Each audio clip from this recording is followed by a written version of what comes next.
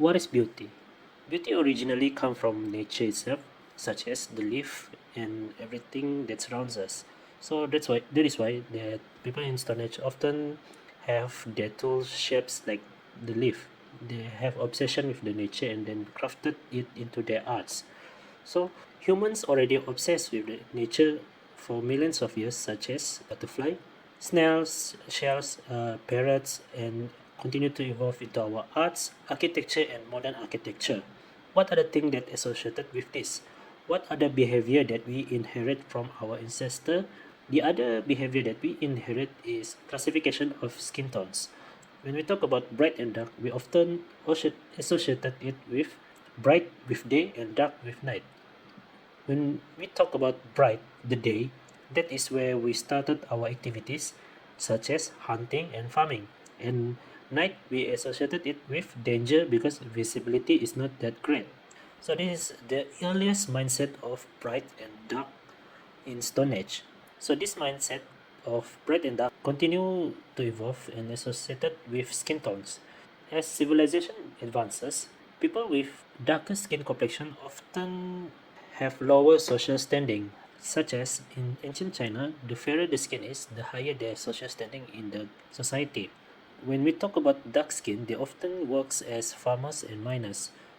It's not like that people back in the day pursue bright skin, but it just the reality is the fairer your skin is means that you are either noble or landowners. And this idea of the brighter, the better your social standing is evolved not just in ancient China but around the world, such as Korea, Japan, and even the Western world, and also influence India. This idea continued to evolve even to this day and to this moment where you are listening to my pitch right now. I'm John SAIPOH, and the company chosen is Garden of Eden Malaysia, and the target country is India. Now let's get back to the discussion of the fairer skin the better. How popular has this treatment been? From last year, there's a 100% increase in the number of people who are coming in for this treatment. Wow, you've seen a 100% growth in this part of your business. मुझे job के लिए जाना था तो उसके लिए मैं को इंटरव्यू के लिए गई थी तो वहाँ पर लोगों ने पूरा मेरा डॉक्यूमेंट सब कुछ अच्छा थे बट बिकॉज ऑफ उन लोगों ने मुझे रिजेक्ट कर दिया. So if somebody's a great actor but they have a dark complexion, will you hire them? Yes, we hire them only if the client says we need a dark complexion. What the clients has tell us, we need a fair complexion. So for market analysis, I already explained it in the introduction that human perception of beauty is having fairer skin complexion, because fairer skin means that you have higher standard in society. That's why people pursue to have fairer skin, especially in India. So the video that I just showed you is an actor scouting agency that only selected candidates with fairer skin complexion. So India is famous for its Bollywood movies. It is stated that India as a whole country produces around 1,800 to 2,000 movies. So imagine that these 2,000 movies only selected fair skinned actors, and people in India consuming this media, so they have the need of wanting fair skin complexion. So due to Bollywood, people wanting to have fairer skin by any mean necessary, and India, which still largely under poverty line, still struggle to start a skincare routine. So when we want to start a skincare routine, it is really tough because we have this cream and then we have this moisturizer and then we have this serum. We don't know which to start. And for example, like moisturizer, we cannot just purchase that single item. We must accompany it with other items. So the problem with the Indian companies that sell skincare products, which is they didn't sell it in package, but Garden of Eden, they have packages for someone who is new to skincare routine. So I think that for Indian market, Garden of Eden really have a chance to enter it. So for product description, if you want to start your skincare journey, as I mentioned before, you can just purchase a single product and hope it to have a result instantly. You have to accompany one product with other supporting products, such as if you purchase a moisturizer, you have to accompany it with serums and vitamins and other things. So for Garden of Eden, they have package around here. The anti-aging kit is around 180 ringgit, which is around just slightly over 3,000 rupees. This package includes everything you need to get started: cleanser, toner, serum, moisturizer, and more. It's all thoughtfully created to work together, so you don't have to worry to pick individual products such as Forest Essentials, which is Indian-based skincare company. So for Forest Essential, we have this single cream that costs around 2,300 rupees. Comparing it to Garden of Eden, they have 5 products included. A single product of Forest Essential is 2,300 rupees. If you need to purchase another supporting product, it will cost you over 6,000 rupees. So this is the winning point of Garden of Eden. What makes Garden of Eden stand out for me is how they cater for beginners. The pre-packaged sets take a guesswork of creating skincare routine. Everything is designed to complement each other, ensuring that the customer get the best result without the hassle of mixing and matching products. Plus, Garden of Eden products are made of natural ingredients, which is a huge win for customers because Garden of Eden followed the halal guideline, and that means that Garden of Eden is perfectly safe for every most of the consumer. So for Indian market that still under the poverty line and they want to start a skincare routine, Garden of Eden can have this winning point of they are the best company to start. They are the beginner company of skincare routine. So for marketing strategy, I already mentioned it in the previous part about Bollywood. So basically, if a country that produces around 2,000 movies each year, where the actors are mostly fair skinned, we don't have to do the market persuasion because the market itself demand for affordable and easy to use skincare. Because Bollywood already shaped their mindset to have fairer skin. And what we need to beware of India is about the technology development of the country. The government of India is trying to push technology literacy because 30% of India in the rural area still technologically illiterate, and the government is pushing the literacy rate because it was so low.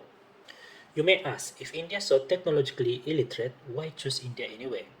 The answer lies with history of technology back in the days. Take Bitcoin for example.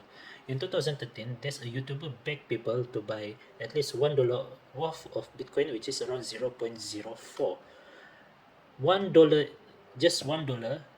You know how much that $1 worth is now? It is 4,500. So if you purchase 1 unit of Bitcoin in 2013, which is around $13, and you sold it now, it will worth around 60,000. So people nowadays regret of not buying it. But understandably, the doubt of this blockchain might be a scam. But let's return to India about the technology part. So picture this. When we talk about India technology in India is still in baby phase, which means that it's still not mature yet. And we take a look at another example, which is Malaysia itself. When Facebook peaked around 2010, where Malaysia for the first time ranked 7 around the world as most user traffic of Facebook.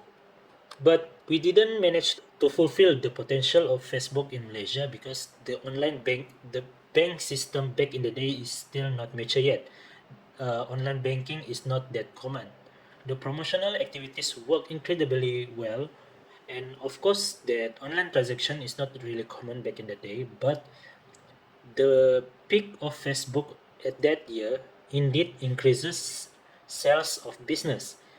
And with the advancement of e-banking, people trust Facebook business more and making them rely to the Facebook nowadays.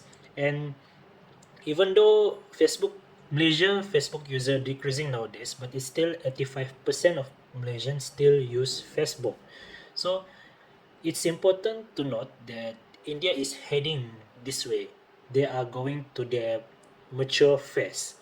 When we talk about India are more prone to use Android phones as their first smartphones, and Androids basically have Facebook pre-installed in it.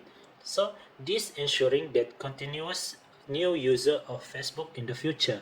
And we cannot listen to people that Facebook users are declining in the whole world. Facebook only for all people. But if you are in the baby phase of technology literacy, you will heavily rely on Facebook. And when you become tech literate, you will go to another app such as Instagram, Twitter, TikTok, which is by the way banned in India, and Snapchat and any other app. So India, with only 20% of the population using Facebook, already placing number one in the whole world for Facebook traffic. Now imagine if rural people of India becoming more technologically literate. Facebook may look dying around the world, but in India, it's a continuous rise. We couldn't use the full potential of Malaysian Facebook back in the day because the banking system are not mature yet. But nowadays, the Facebook in India is starting to get mature and the online banking system already mature. So we have these two opportunities coming ahead of us in India. So what actually marketing strategy by Facebook? Because let's take a look at people nowadays. There's Facebook, there's Instagram, there's Shopee, there's also TikTok Shop nowadays. So the market scatter around this platform. But for India, because they are in baby phase of technology, they only rely on Facebook. So all the market focuses on Facebook, and that is why the marketing strategy that I propose is we heavily rely on Facebook. We use the one that I learned that people of India easily entertain with videos that associated with Bollywood songs. So we can create easy content and then just slap Bollywood songs to it. But my point is, this is really a good opportunity to focus on Facebook only in India. So for sales projection, it's important we take a look at a few important data that which is the projection of household income in India.